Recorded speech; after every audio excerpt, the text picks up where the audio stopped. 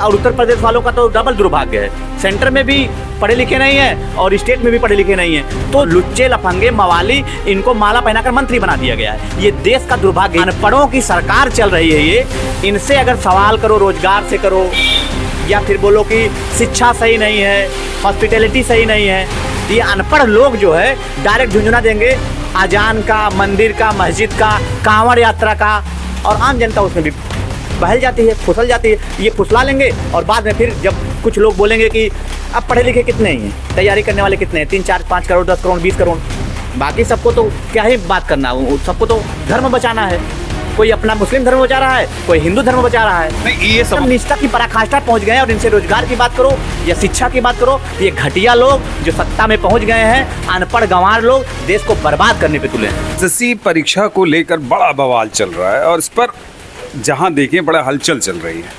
उसी खास मुद्दे पर हमारे साथ हमारे सहयोगी पत्रकार नीरज जी हैं और नीरज से हम बात करेंगे कि आखिर इस बवाल का मूल कारण क्या है।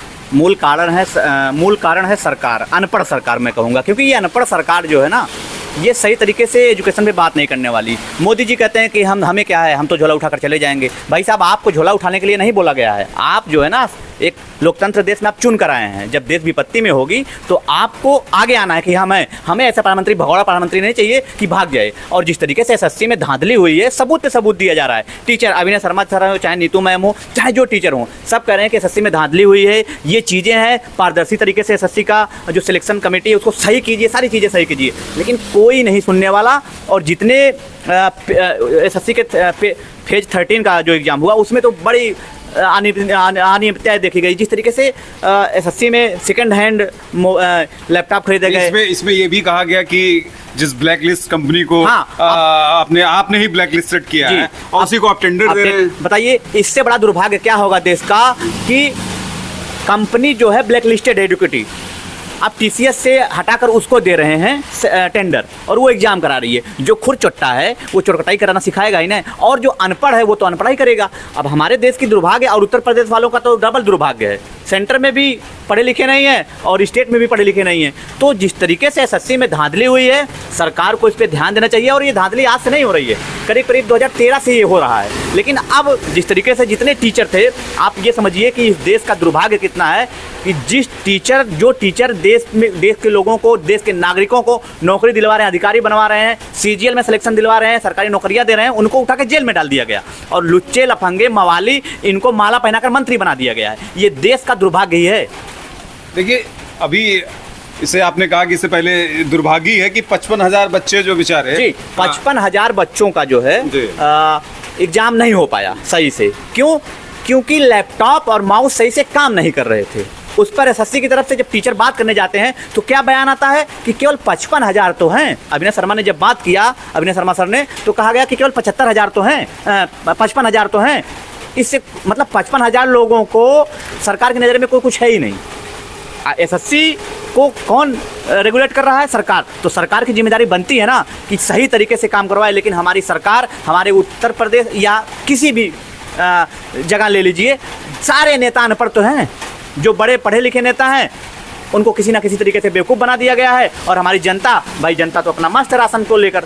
और जिस तरीके से अनपढ़ों की सरकार चल रही है ये, इनसे अगर सवाल करो रोजगार से करो, या फिर बोलो कि शिक्षा सही नहीं है, हॉस्पिटैलिटी सही नहीं है, ये अनपढ़ लोग जो है डायरेक्ट झुंझुना देंगे अजान का, मंदिर का, मस्जिद का, कांवड़ यात्रा का, और आम जनता उसमें भी बहल जाती है, फुसल जाती है। ये फुसला लेंगे और बाद में फिर जब कुछ लोग बोलेंगे कि अब पढ़े लिखे कितने ही हैं, तैयारी करने वाले कितने हैं, 3, 4, 5 करोड़, 10 करोड़, 20 करोड़, बाकी सबको तो क्या ही बात करना, सबको तो धर्म बचाना है।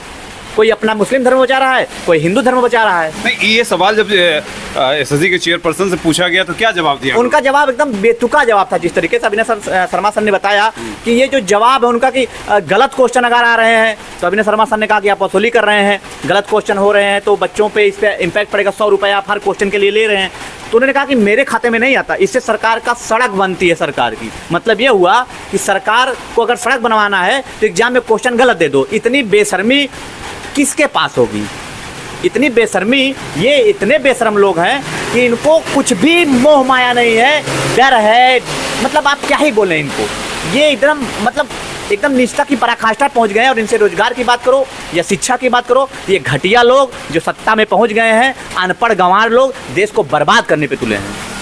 सच्चाई का आईना आपके सामने है कि एसएससी परीक्षा में इतनी बड़ी गफलत और धांधली इसको कहेंगे कि या तो इस अंदेशे में सरकार भी है और जो इसके चेयरपर्सन है और जो जिस कंपनी को इन्होंने टेंडर दिया है, यानी कुछ तो स्क्रिप्ट ऐसी है कि जिस स्क्रिप्ट पर एकदम सरकार और एसएससी बोर्ड का तालमेल तो जरूर कहीं होगा कि इस तरीके की परीक्षाएं, अगर इस तरीके की देश में परीक्षाएं होंगी तो क्या होगा इस देश का। देखिए, देश का तो दुर्भाग्य ही है ये, और हमारा दुर्भाग्य ये है कि हमने अनपढ़ लोगों को चुन लिया है। सबसे बड़ी समस्या यही है कि मोदी जी अगर कहीं कुछ छोटी सी बात हो जाती है उसके लिए ट्वीट कर देते हैं, मन की बात करते हैं वो। लेकिन ये मोदी जी कभी भी एग्जाम को लेकर, बेरोजगारी को लेकर, महंगाई को लेकर, हॉस्पिटैलिटी को लेकर कभी भी इन्होंने मन की बात नहीं की हो। बस जैसे ही देखेंगे फंस रहे हैं, लोकसभा में आके रोने लगेंगे। पहला ऐसा प्रधानमंत्री है जो मतलब रो ही देता है, तुरंत रो देगा या फिर झूठ पे झूठ बोलेगा। और भारत का एकमात्र ऐसा प्रधानमंत्री जो सबसे ज्यादा झूठ बोलने वाला प्रधानमंत्री है। इनको फैक्ट को ही तोड़ मरोड़ के पेश करना है, और जैसे ही चुनाव आएगा वहां पर हिंदू मुसलमान का कार्ड खेल लेंगे। और भाई साहब, वहां जनता है, जनता मतलब मासूम है बेचारी, क्या ही करे जनता। बस मोदी जी हैं, मोदी जी तो देश बचाएंगे। जिस तरीके से ये चीज़ें हो रही हैं एसएससी में, और ये एसएससी की बात नहीं है, चाहे रेलवे ले लीजिए, चाहे उत्तर प्रदेश की कोई भी किसी भी राज्य की आप एग्जाम का अगर आप रिकॉर्ड देखेंगे, हर जगह ध्यान दिए, व्यापम में हुआ ही, सारी चीज़ें हर जगह हुई है, बिहार में हुआ, यूपी में हुआ, कहाँ नहीं हो रहा है। लेकिन सुधारने वाला कोई नहीं है। ये चुट्टे, ये अनपढ़ लोग सत्ता में पहुंच गए हैं, इनकी अनपढ़ाई जारी रहेगी और ये देश को एकदम खोखला करके रख दे रहे हैं। सच्चाई तो सही मायने में कि व्यापम ऐसा घोटाला था मध्य प्रदेश का कि जिस घोटाले ने पूरे देश की नींव हटा दी, लेकिन वो मुख्यमंत्री भी मौजूद रहे, शिवराज चौहान मुख्यमंत्री भी रहे और उसके बाद भी वो मुख्यमंत्री रहे, लेकिन पद पर उनके कहीं आंच नहीं आई। और इस घोटाले की तह तक आज तक नहीं इसकी कोई खास रिपोर्ट खुल पाई कि आखिर गिरफ्तारियां तो बहुत हुई व्यापम घोटाले में, लेकिन आज तक तह तक कोई भी सरकार, जो कि सेंट्रल में भी बीजेपी है और स्टेट में भी यानी मध्य प्रदेश में आज भी बीजेपी है, लेकिन आज तक इस व्यापम घोटाले का कहीं से कोई तोड़ नहीं निकल पाया। और एसएससी घोटाला, अब ये तो इसको घोटाला ही कहेंगे एक तौर पर कि एसएससी में जिस तरीके से एक तौर पर गैदरिंग हुई, जिस तरीके से मैनेजमेंट एक ऐसी ट्रस्ट को दिया गया, ऐसे लोगों को दिया गया कि जिन्होंने पूरी तरीके से ब्लैकलिस्टेड लोग थे और वो काम करा रहे हैं, तो शायद इस देश में बचेगा क्या। और मैं एक बात कह दूं कि अगर इस देश में कोई भी व्यक्ति जो शिक्षित है, सरकार से सवाल नहीं पूछ रहा है, एसएससी में और शिक्षा में जो धांधली हो रही है उससे सवाल नहीं पूछ रहा है, अनपढ़ लोगों से अगर सवाल नहीं पूछ रहा है, और अगर वो बायस्ड है पार्टियों से कि मैं इस पार्टी का सपोर्ट करता हूं, इस पार्टी की सत्ता है तो मैं इससे सवाल नहीं पूछूंगा, इससे बड़ा शर्म और इससे बड़ा दुर्भाग्य इस देश के लिए नहीं हो सकता। जिस तरीके से एसएससी में धांधली हुई है, कहीं ना कहीं मोदी जी को तो बोलना चाहिए, ये उनको बात पता नहीं चलती होगी। राहुल गांधी क्या करते हैं, अखिलेश यादव क्या करते हैं, छोटी सी छोटी बात मोदी जी को पता होती है। लेकिन दिल्ली में एसएससी के टीचर सबको उठाकर जेल में डाल दिया जाता है, कुछ लोगों को तो 4-4 घंटे बस में दौड़ाया जाता है, बैठाकर परेशान किया जाता है। केवल जो सवाल पूछने जाएगा उस पर एफआईआर हो जाएगा, लेकिन लुच्चे लफंगे और अनपढ़ मंत्री बने हैं। ये देश का दुर्भाग्य ही तो है, और क्या है। सच्चाई है कि जब तक हम अपनी सोच को नहीं बदलेंगे, हम बायस्ड हो सकते हैं किसी पार्टी के, लेकिन अपने करियर और अपने बच्चों के करियर के लिए बायस्ड नहीं होना चाहिए। शायद यही इंगित करता है, क्योंकि 1977 में जब कांग्रेस थी तत्कालीन, उसको हराने के लिए तमाम सी पार्टियां लामबंद हुई थी, और शायद इसलिए कि एक मुहिम उन्होंने छोड़ रखा था कि कुछ कानून ऐसे उन्होंने बनाए देश के लिए कि जो देश के अफरा तफरी के कानून थे, जिस कानून के खिलाफ पूरे देश की पार्टी एकत्रित हुई। हालांकि कांग्रेस हारी, नस्तनबूद हुई थी, फिर से उदयकाल हुआ उसका, लेकिन ऐसी ही जरूरत आज के वक्त में भी लगता है कि हो जरूरी है। एक बात बताऊं, जितने पुलिस वाले थे, जो दरोगा थे, जो टीचर को जेल में ले गए, जिनको थाने पे बैठाया गया, वो लोग उसी मास्टर से पढ़े थे, उसी टीचर से पढ़े थे, नजर नहीं मिला पा रहे थे वो लोग।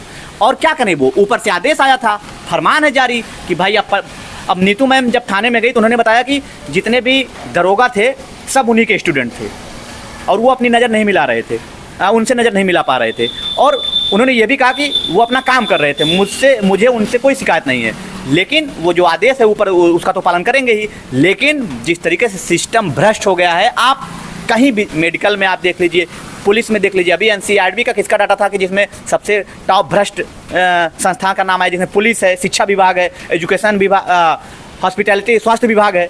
तो ये सब दुर्भाग्य ही तो है देश का। कौन सही करेगा इसको? हमने मोदी जी को चुना था, मोदी जी से हमें बड़ी उम्मीदें थी कि भाई मोदी जी आएंगे, शायद देश का उद्धार करेंगे, सब कुछ सही करेंगे, लेकिन ये तो झूठे निकल गए। नहीं, जैसे 2 करोड़ प्रतिवर्ष रोजगार की योजना, किसानों की आय दुगनी करनी थी। इनसे अगर ये पूछ ले किसानों की आय दुगनी हुई है कि नहीं, तो ये बोलेंगे राम मंदिर बना है ना। नहीं, आज तक इनका ये मैनिफेस्टो में था स्वामीनाथन कमीशन की रिपोर्ट लागू करेंगे, किसानों की आय दुगना करना। कुछ नहीं कर पाए, ये कुछ भी नहीं कर पाए। आप किस मुद्दे पे, आप देखिए जरा, पाकिस्तान के मुद्दे पे आप दहाड़ मार कर चिल्लाते थे कि हम पाकिस्तान को, मैं एक पुराना वीडियो देख रहा था करीब 2-3 साल पुराना है, जिसमें अमित शाह कहते हैं कि जम्मू कश्मीर पीओके के लिए हम जान दे देंगे। क्या जान दिया आपने? जब जान देने की बारी आई तो आपने समझौता कर लिया, सीज फायर करवा लिया। और वो भी कौन कर रहा है? थर्ड पार्टी, और डोनाल्ड ट्रंप कर रहा है। यही मोदी जी हैं, इनकी विदेश नीति इतनी बेकार सी है, जो चिल्लाते रहे ट्रंप के साथ, और ट्रंप का तो प्रचार करके आए वहां पर, उन्होंने कैंपेनिंग की मोदी जी ने एकदम अमेरिका में। और वही ट्रंप आकर जिस तरीके से मोदी जी के साथ गद्दारी कर रहा है, ये कहीं ना कहीं कूटनीतिक हमारी विफलता तो है। पाकिस्तान के साथ अगर ट्रंप जा रहा है, ये हमारी कूटनीतिक विफलता है। अगर इस पर आप सवाल पूछेंगे, किसी भी चीज़ पे सवाल पूछेंगे, तो बोलेंगे भाई आप देशद्रोही हैं। अब अभिनय शर्मा हुए, चाहे राकेश यादव हुए, चाहे नीतू मैम हुई, बड़े से बड़े टीचर हुए, सबको बोला जा रहा है ये देशद्रोही हो जाएंगे।